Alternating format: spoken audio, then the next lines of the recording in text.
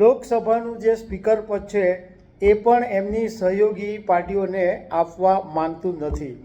બીજી તરફ India ગઠબંધને deputy speaker પદની માંગણી કરી છે અને સાથે સાથે ચીમકી પણ આપી છે. નમસ્કાર દર્શક મિત્રો, 2024ની લોકસભા ચૂંટણીના જે પરિણામ આવ્યા એમાં ભાજપને બહુમતી મળી નહીં અને 240 બેઠકો મળી. એટલે ભાજપે જે પોતાના સહયોગી સાથી પક્ષો હતા એની સાથે ગઠબંધનની અંદર સરકાર બનાવી અને આ જે એના સાથી પક્ષો છે એમને પહેલાં મોટા મોટા ખાતાઓની માંગણી કરેલી હતી, પરંતુ એ ખાતાઓ તો ભાજપે આપ્યા નહીં. ખાસ કરીને જે ગૃહ મંત્રાલય છે, વિદેશ મંત્રાલય છે, નાણાં મંત્રાલય છે, સંરક્ષણ મંત્રાલય છે, આ બધા જે ખાતાઓ છે એ ભાજપનું જે સહયોગી પાર્ટીઓ છે ટીડીપી, જેડીયુ એ બધાએ માંગણી કરેલી, પરંતુ ભાજપે એ નહીં આપ્યું. એ સાથે સાથે ટીડીપી અને જેડીયુ, ટીડીપી એટલે ચંદ્રબાબુ નાયડુની પાર્ટી અને જેડીયુ એટલે નીતિશ કુમારની પાર્ટી, એમણે લોકસભા સ્પીકર માટે પણ માંગણી કરેલી છે. પરંતુ એવું જાણવા મળ્યું છે કે ભાજપ લોકસભાનું જે સ્પીકર પદ છે એ પણ એમની સહયોગી પાર્ટીઓને આપવા માંગતું નથી. બીજી તરફ ઇન્ડિયા ગઠબંધને ડેપ્યુટી સ્પીકર પદની માંગણી કરી છે અને સાથે સાથે ચીમકી પણ આપી છે કે જો એમના કોઈ પણ સાંસદને ડેપ્યુટી સ્પીકર પદ નહીં મળશે તો પછી લોકસભાની અંદર સ્પીકર પદની ચૂંટણી માટે ઇન્ડિયા ગઠબંધનમાંથી ઉમેદવાર મેદાનમાં ઉતારવામાં આવશે. આ બધા જે પોલિટિકલ ડેવલપમેન્ટ છે એના વિશે હું તમારી સાથે વાત કરીશ. મારું નામ રાજેશ શાહ છે અને તમે જોઈ રહ્યા છો ખબર છે.com. દર્શક મિત્રો, 18મી લોકસભાનું પ્રથમ સત્ર 24 જૂનથી શરૂ થવાની છે અને આ સત્ર છે એ 9 દિવસ ચાલશે, એટલે કે 3 જુલાઈ સુધી આ લોકસભાનું પહેલું સત્ર ચાલશે. હવે લોકસભા અધ્યક્ષની જે ચૂંટણીની પ્રક્રિયા છે એ 26 જૂનથી શરૂ થશે. આમાં બંધારણમાં એક નિયમ એવો છે કે સરકાર બની જાય એટલે હવે શપથ ગ્રહણ તો પ્રધાનમંત્રી નરેન્દ્ર મોદીએ કરી લીધા, પરંતુ હવે લોકસભાની અંદર સરકાર સાબિત કરવા માટે સરકાર પણ સાબિત કરવી પડશે.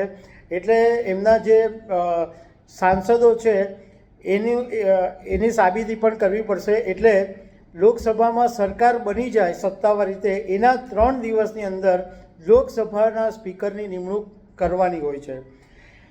એવી ચર્ચા છે કે ભાજપ આ વખતે ફરી એક વખત લોકસભાનું જે સ્પીકર પદ છે એ ઓમ બિરલાને આપી શકે છે. ઓમ બિરલા ગયા વખતે લોકસભાના સ્પીકર હતા અને આ વખતે રાજસ્થાનના કોટાથી એમણે ભાજપની ટિકિટ પર ચૂંટણી લડ્યા હતા અને સાંસદ બન્યા છે. એટલે ઓમ બિરલાને ફરીથી એક વખત લોકસભાના સ્પીકર બનાવવામાં આવી શકે છે અને ડેપ્યુટી સ્પીકર પદે આંધ્રપ્રદેશના જે પ્રદેશ અધ્યક્ષ છે ભાજપના, એમને સ્થાન મળી શકે એમ છે. એમનું નામ છે પુરંદેશ્વરી. પુરંદેશ્વરી એ આંધ્રપ્રદેશના અત્યારના મુખ્યમંત્રી ચંદ્રબાબુ નાયડુના સાળી થાય છે. હવે આમ જોવા જઈએ તો આ તો ટીડીપીની વિરુદ્ધની વાત છે, પરંતુ ટીડીપી પુરંદેશ્વરીને સમર્થન આપી શકે છે એવું એટલા માટે શક્ય છે કારણ કે જ્યારે આંધ્રપ્રદેશની અંદર ચંદ્રબાબુ નાયડુએ એમના સસરા એનટી રામારાવને હટાવેલા ત્યારે પુરંદેશ્વરીએ ચંદ્રબાબુ નાયડુને સમર્થન આપેલું. એનટી રામારાવના પિતા થાય પુરંદેશ્વરી છતાં પોતાના બનેવીને સમર્થન આપેલું. એટલે એવું માનવામાં આવે છે કે જો પુરંદેશ્વરીનું ડેપ્યુટી સ્પીકર પદે નામ આવશે તો ટીડીપી એનો વિરોધ નહીં કરે. હવે બીજી તરફ આ વખતે ઇન્ડિયા ગઠબંધન છે એ વિપક્ષ તરીકે મજબૂત સ્થિતિમાં છે. ગયા વખતે બધા જુદા જુદા પક્ષો હતા એટલે મજબૂત સ્થિતિમાં ન હતા.